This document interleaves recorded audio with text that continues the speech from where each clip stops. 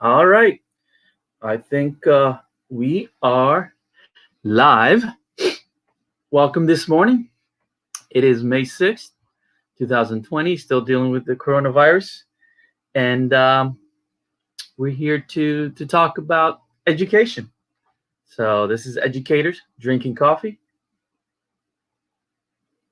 I am still drinking the Café Sello Rojo from Colombia.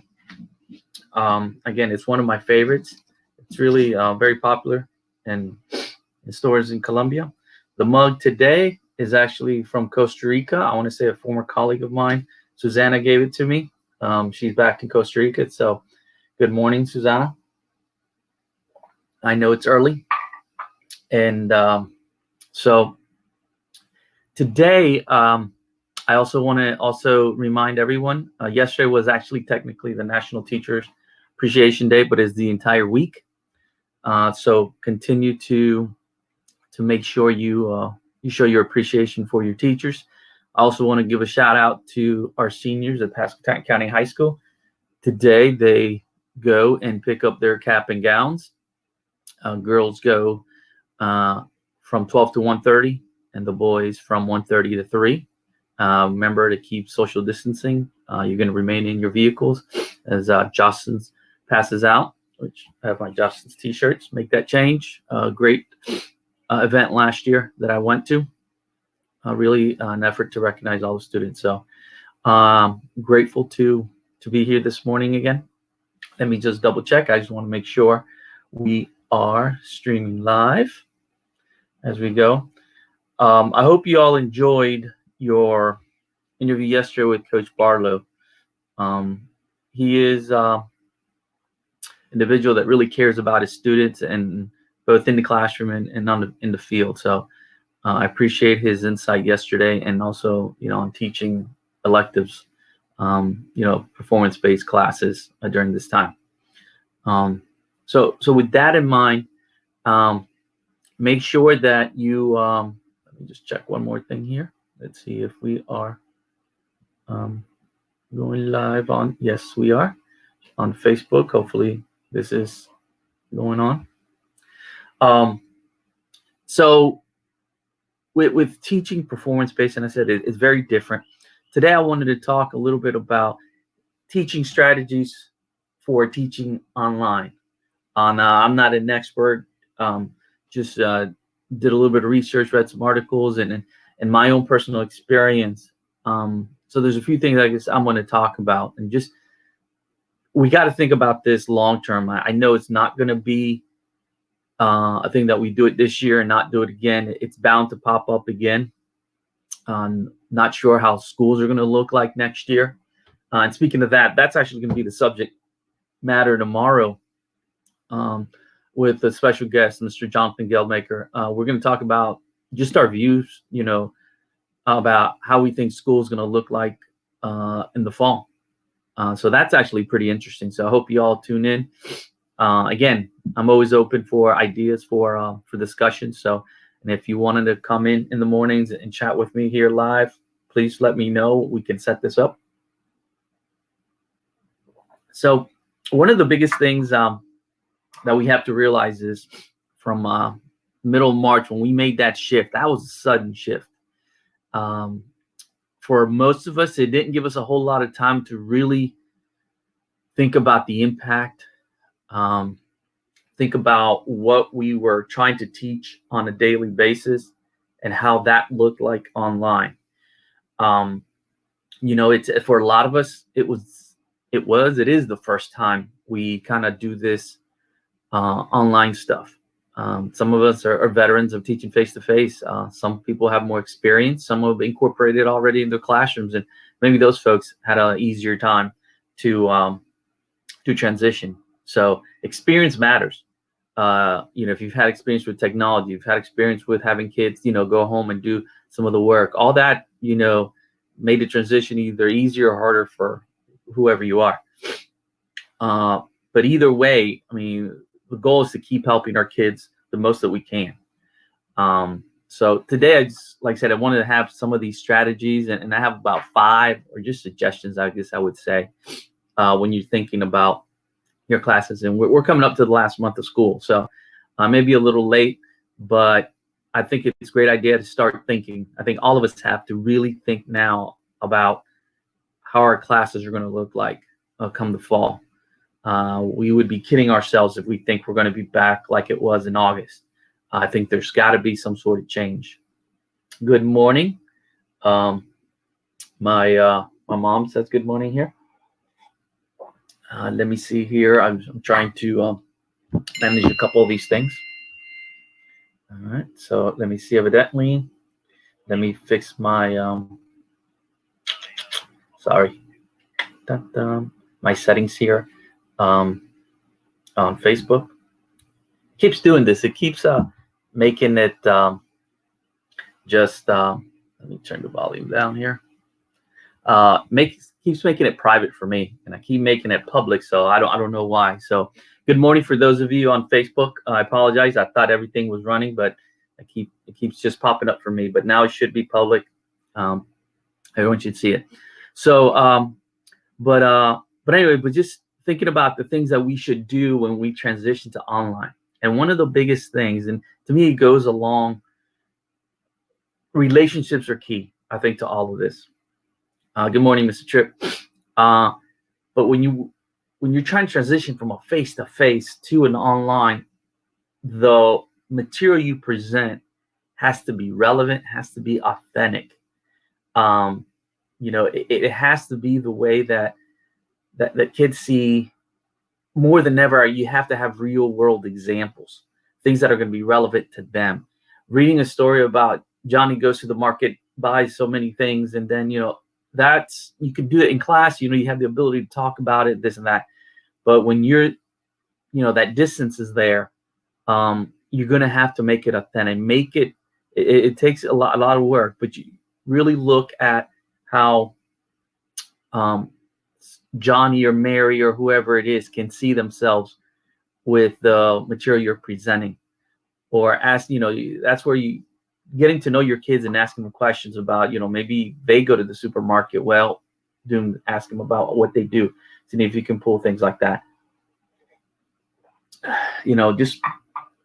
But world out there just provides rich content.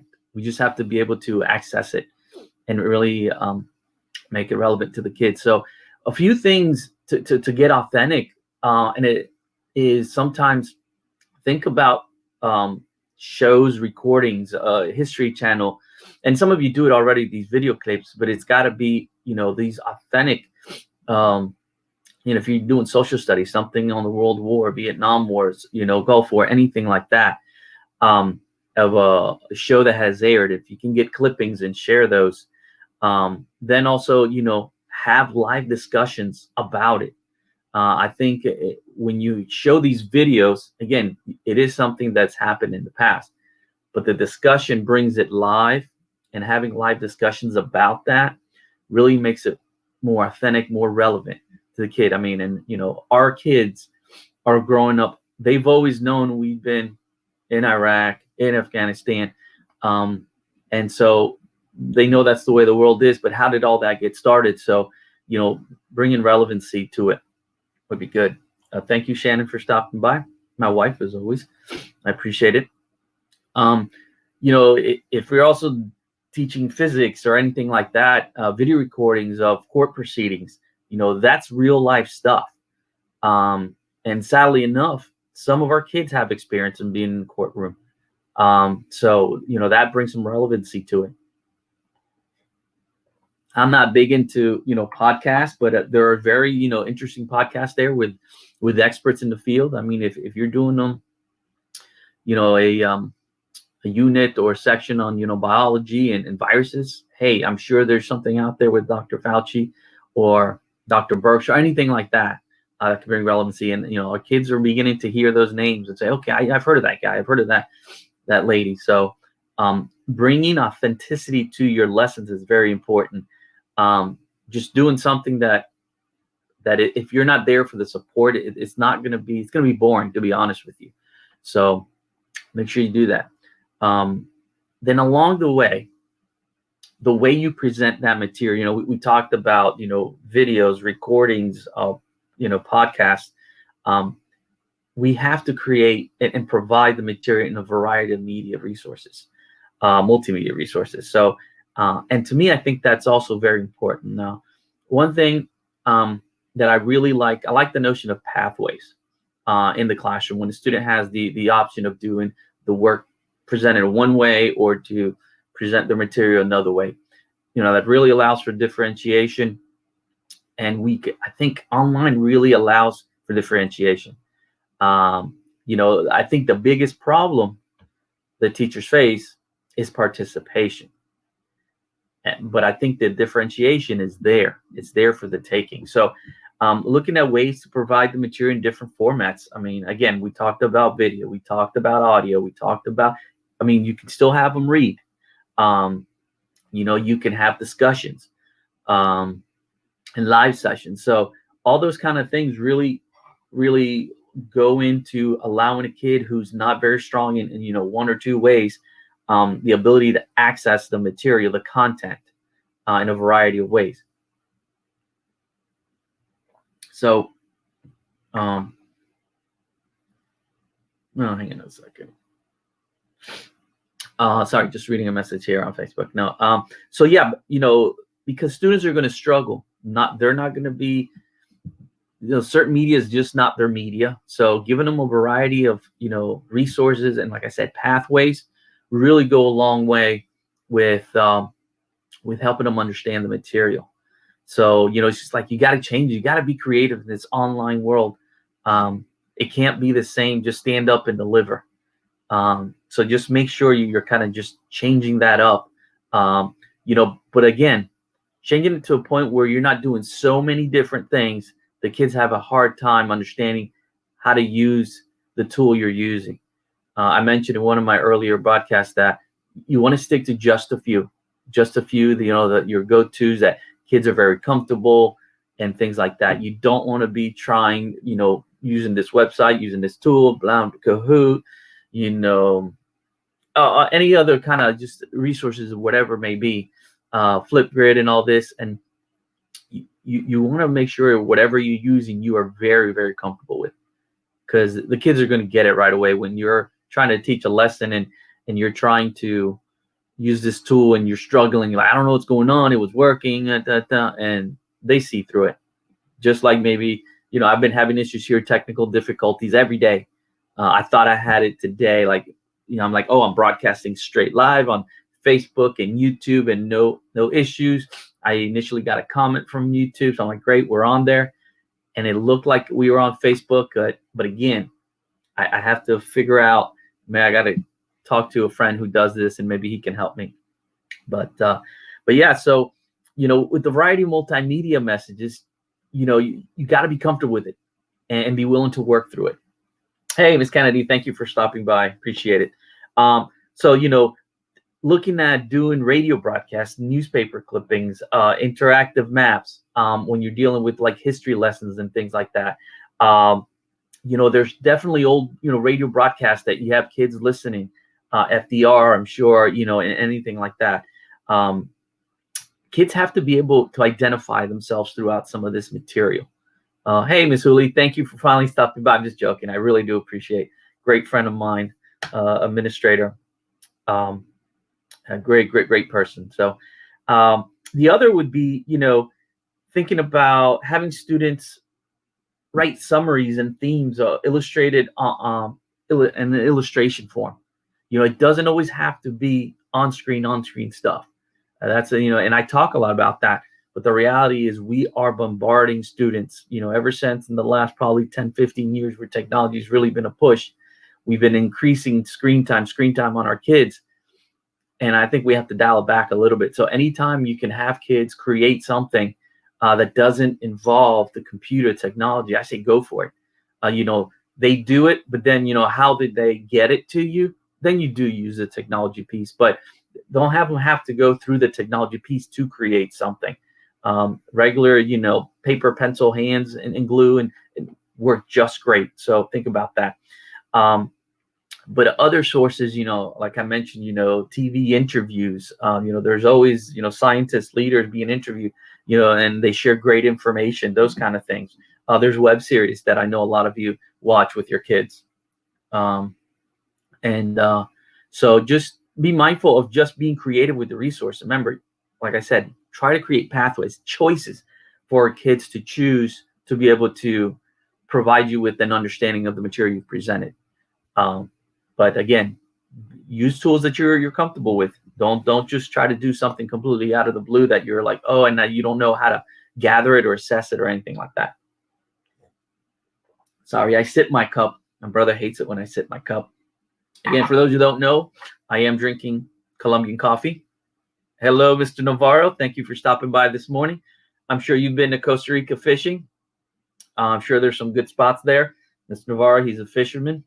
And he's actually, you know what, he's an educator too. I mean, he teaches people how to fish. What kind of coffee? This is still Café Sello Rojo, Mr. Navarro. It's very smooth. I encourage it. It is actually, you can find it actually, I'm sure you're down in Florida, so in many of these supermarkets, you should be able, or a Colombian store. So it's very smooth. It comes from the mountains of Colombia, so you can't beat that. So anyway, so the resources, you know, the choices, all that, you got to be creative. You got to do that. Then you got to give kids opportunity to, and like I mentioned a little bit, to create and collaborate.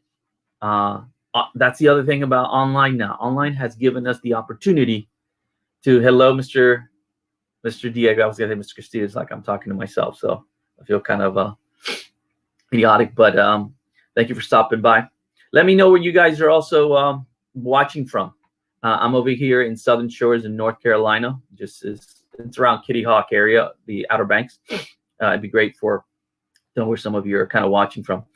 But yeah, giving kids the opportunity to give them to individualize their instruction, but also opportunity to collaborate.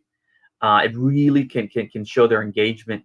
It really can boost, their creativity. And it creates rich products when kids have the authenticity to create their own. If you're so rigid on the way they have to present, it limits kids. Kids will just do the bare minimum. And what we want as educators is not the bare minimum. We want them to go above and beyond. Now, sometimes, we have to guide them because, if you give them an opportunity to draw something, some of the kids who are very good at drawing from your couch, that's nice. That's nice.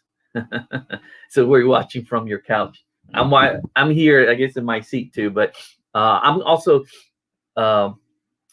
watching, doing this from inside my house, in part because of they're doing outside construction. It rained last night, so it's pretty wet outside. Didn't want to get electrocuted. But yeah, giving them kids opportunity to just be creative, but be careful because again, some of them get, some are also very technical, technologically savvy, artistically inclined, and they'll focus so much on that aspect and not the actual content. So be mindful of that. No, I do not pay my wife to watch. I do not pay my wife to watch, Mr. Navarro. But and then also comes the ability to collaborate, and that's the great thing about this online thing. We have our PLCs, we have our faculty meetings on Google Meets, and also other people use Zoom. So it's a great way to be live and have discussions and things like that. So one of the ways, I guess, that you can have kids be creative. Good morning, Isabela. Ana, thank you for stopping by. That's my cousin. Déjeme saber de dónde está viendo el programa. So it's my cousin. Just want her to kind of write down where she's watching from. Appreciate it. PLC, very good. PLC is a professional learning community. So, and what that is just, as the professionals, we get together and really discuss. We can discuss data. We can discuss instruction, delivery, curriculum, anything like that. So, and we have simple meetings that we talk about just general management stuff. So those PLC meetings, those meetings like that, we are able to connect live, be able to have discussions and things like that. So give me 1 second. I think the guys are going to be coming in here to work on my backyard. I can hear them in the background. So don't want no strange face popping up over here. So giving kids an opportunity, the platform to collaborate, to have live discussions, it really, really helps out. Again, engagement. I know participation is always a struggle, but when you get them, do them. You got to be creative. You got to have interesting subject matter. You got to have relevant subject matter if you're going to have topics of discussion. Think about a lot of our teachers watch, the news in the morning. Great tool. Use that. Have open discussions, Socratic seminars, anything like that.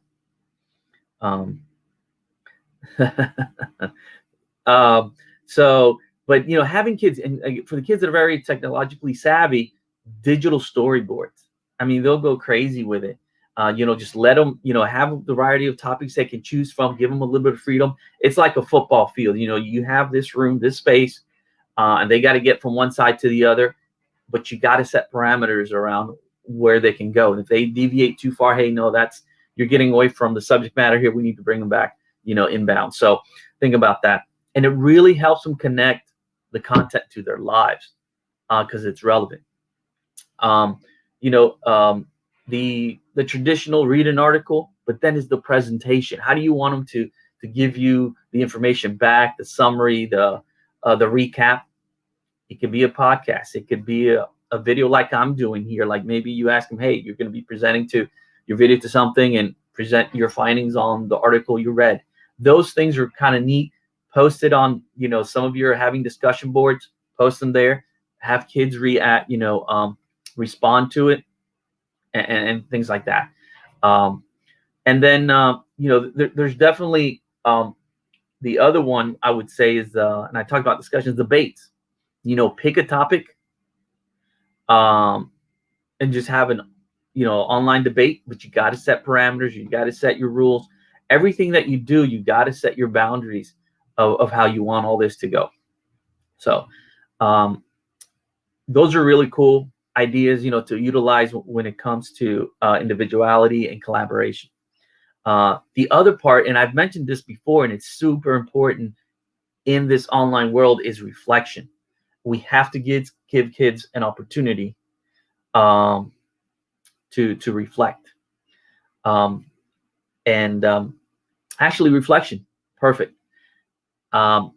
As you can see above me, I was got to get confused because this kind of shows backwards. I'm a big Dolphins fan, and this past week we did have probably what I would consider the best coach in history. Coach Don Shula passed away. He was a great Dolphin, really the only perfect season. So what can you say about Don Shula? 30 plus years, winningest coach, NFL history, 347 wins. We're going to miss him. He's a great guy in the community. And cool. Go Don Shula. I see here my Isabella she is in Medellin, Colombia, where it's very hot. So thank you for letting us know. Actually, today's actually quite cool here. It is 55 degrees. I'm actually wearing a long sleeve. It's a little chilly, so I'm glad you let me know. Florida, I know you're hot. You don't even have to tell me. That's why I moved up north.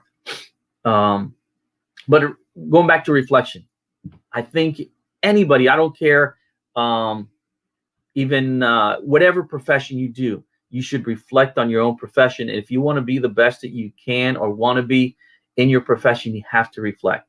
And you got to be honest and brutally honest with yourself. You got to find somebody who also will be honest with you, not tear you to the point where you want to just completely abandon ship. But reflection is super important if you want to get better. As I say, you can learn more from mistakes than actually from the things that you succeed. So reflecting is a very essential part of life, learning. And as teachers, we have to set those parameters. We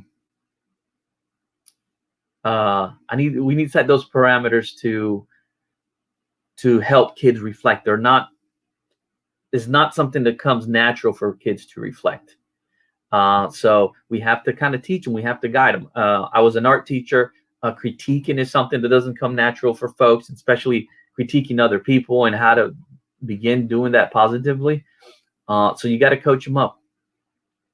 um, and um, and you got to coach them up little by little. But reflection is very important. Have them reflect, about um, of course, their content, but always sprinkle life in there too. I think we have to continue to make this online learning very personal. And I would say whenever you have any live sessions, don't always make it academic, make it some of it social. So how can you do some of these reflections? You can do it really privately with journals that only students share with you. You can do a discussion board where kids post. Um, Kids can do this. I mean, I know there's people who just kind of like to sit here and talk. I guess I'm talking about myself, and just reflect. Do a podcast. Do a video chat like this, and reflect about the learning, about what they learned. What ways what ways could have been presented better, and that helps you as an instructor. So reflection's key. Reflection's key. I think we have to do it a long way, and you have to think of it long term. You can't think of just doing reflection for one thing. It has to be a habit of doing it for every kind of major thing that you do for assessment. So it becomes natural. Again, it's not a natural thing for a lot of people to reflect. I think as we get older and a little wiser, we tend to do that a little bit more. Mr. Navarro, you're talking football here. I'll tell you, I'm a big Aaron Rodgers fan. I hope he doesn't go for the Vikings like Brett Favre did. I hope he stays with the Green Bay Packers. It was a little weird, that draft pick. But anyways, what are you going to do? And then throughout all this, and maybe even though I'm talking about this kind of last, but it might be even first, and that is helping kids and explaining the purpose, the why. And if you're an educator, you've been in education for a while, the why is very key. Just like in everything, if you're asking me to do something for you that doesn't come naturally, I want to say why. I mean, I have a teenager, 13-year-old. She is she is the prime example of a why. I'm like, hey, hon, can I borrow, I don't know. She's got little wooden hand. Can I borrow your wooden hand? Why? It doesn't matter. No, why? Like the teenagers and kids just want to know the reason why and a purpose why. So we have to be, Mr. Navarro, I am technically I live in Kitty Hawk. And I think what has happened is Kitty Hawk has kind of subdivided into a couple of other little townships. So you have like the town of Duck, the town of Southern Shores, which is where I live. Then you have Kitty Hawk, and so like that. So we used to be part of, when post office box has us labeled as Kitty Hawk. I guess we haven't been officially recognized maybe by the United States government as a township. So Southern Shores, I'll say many times Kitty Hawk, where the first flight took place. So that is where I am. $20, you can mail it to my house, Mr. Navarro. Gladly will take donations. Our show did get picked up for this week. I should find out by tomorrow if we'll get picked up for next week. I think I answered that question, what we're famous for, aside probably from me. I think the Wright Brothers Memorial, first flight. So explaining the purpose. Kids should always look forward to understanding how all the work impacts them, how all the work is gonna lead up to future learning, to the end goal. And that's, I'm not saying that's an easy thing to do, but you have to sprinkle in there the why. I mean, at the beginning,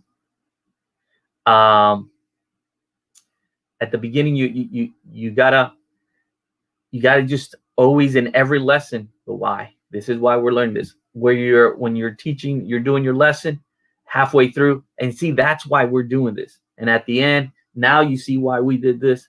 So those kind of things. I don't have to ask for $20. I just take $20, Mr. Navarro. So, every student should have a sense of how they're growing. Reflection will do that. The why will do that. Your conversations will do that. I mean, have multiple conversations. I didn't freeze up. You froze up. I'm just kidding. I know sometimes this kind of freezes up. I'm still working on that, finding a good spot.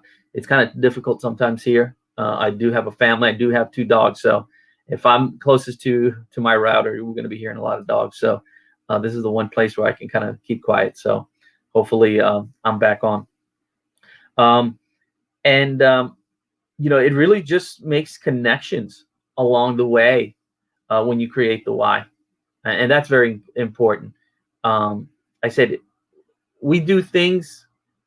We do a lot of routine things. I'll be honest. Like those of you that have been in school or remember being in school and standing up for the Pledge of Allegiance, we just know as soon as they said Pledge of Allegiance, you knew to stand up and just I pledge allegiance and all that. But you don't think about the words that are being said or why you do it. And I think that's always important.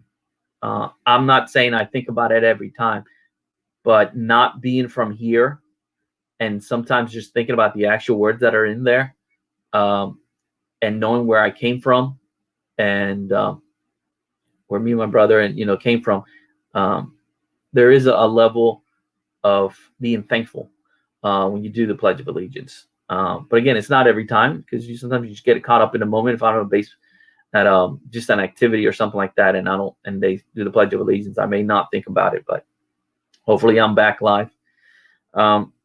So we're coming up to the 30 minutes. I appreciate you, but really what I wanted, one of the biggest things for you is that you can't just take the material that you've had in the classroom and just think you're going to do it online. You got to do some research. You got to figure a way. You're going to have to tweak it. You're going to have to turn it into a different format for that to work. So building rich, authentic activities with opportunities for reflection is going to help you tremendously in having a successful and a powerful online learning opportunity. So, just do the research. One of the things I think we should be doing as public education right now, or public educators, is really probably having conversations with universities, colleges that do online classes. Again, I've talked about this. They have taken the time to create these courses to be as effective as possible. And that, I guess, vetting takes time. And we're not talking a week like we had. It takes months to years to create a new course. So we're fools to think that we could have done it in less than a week and it could be 100% completely effective. So talk to your colleagues. What are they doing? What's being effective for them? At my school, we've kind of created we didn't create. So we found this little table, and it kind of asks little things about, what you're doing, what are you using it for, and some examples. Maybe how did it look like face to face, and now how is it looking like now online? Just to help us analyze and creating that for our staff members so they can go back and look and see it when they're looking to try a new format that, okay, maybe I got to do this. I got to look at that. I got to think about that also. So anyways, it's been good today. Just talking about making things relevant and just strategies. I mean, if good teaching is good teaching. And no matter where it's going to be, how it is, it transcends grade levels, content areas. But for some of us that are great faced, some of us, I'm going to be honest. I'm telling you, I was never a great teacher. I felt like I became a good to a very good teacher towards the latter part of my instructional career. And now looking back, I missed the boat on so many freaking things. And that's why I love the job that I do, because I can help, I can talk and things like this, and I can help coach teachers. So, but yeah, just don't think it's an easy transition, but start thinking about next year. Like I said, hopefully tomorrow's will interest some of you, because that's what we're going to be talking about. What is school going to look like next year? Because we're kidding ourselves if we think we can just end the school year and just relax for the next 10 weeks and then pick back up in August. It's not. It's going to be different. things are going to be different. I mean, I think what's going to be asked of teachers even during the summer is going to be different. So I do want to thank all of you that stopped by. Thank you to those of you kind of trying to annoy me. I appreciate it. It makes this even more fun. And I will see you tomorrow, where we'll discuss again what schools are going to look like. Special guest, Mr. Jonathan Geldmaker, and I will be discussing that. And thank you. And I will see you tomorrow with Educators Drinking Coffee.